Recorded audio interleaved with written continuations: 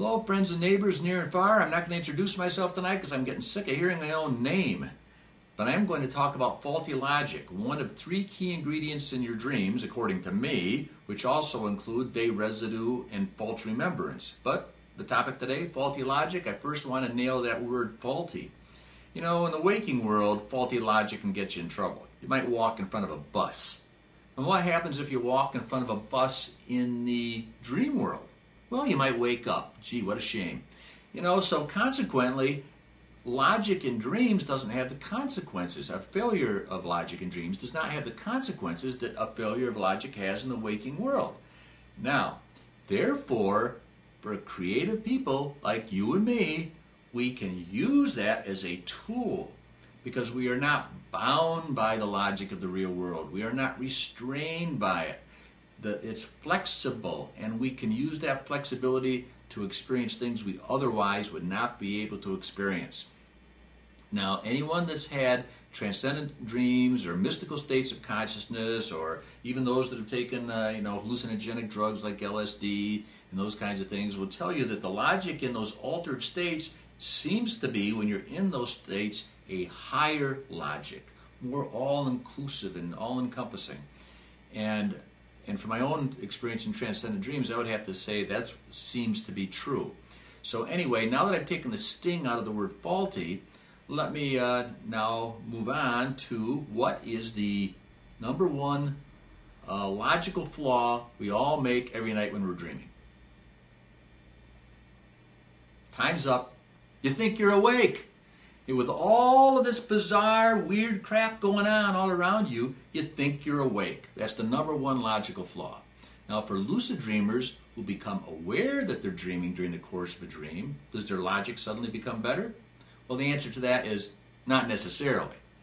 And I'm going to give you a couple of examples. Now, there are degrees of lucidity, but I can't go into that tonight. It's another subject entirely. There are really all kinds of degrees of lucidity, and it's a fascinating phenomenon in and of itself.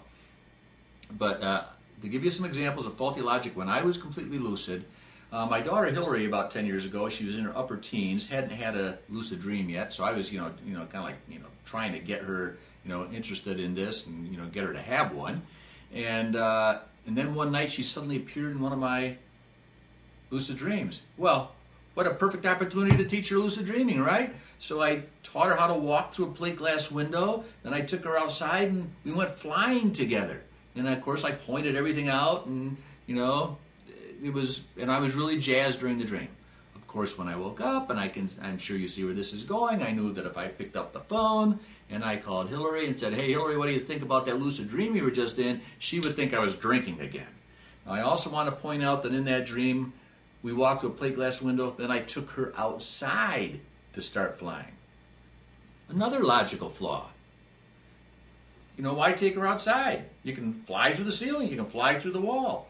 But the reason I did is, and I'm going to cut myself some slack on this, and I think most lucid dreamers would agree with me on this, in dreams, even when we're lucid, we still tend to walk through doorways instead of through walls. We're creatures of habit from our waking world, and it's just a natural tendency to therefore follow the same behaviors.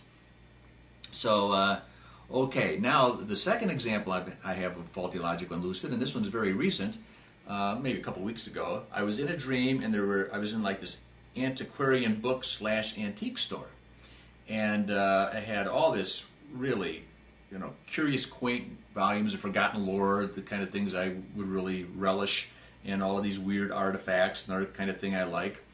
Although, in this American consumer society where we have to have more and more stuff, and I have to gratefully say I'm getting a little bit past that, thankfully. I'm liquidating less is more. That's getting off the subject.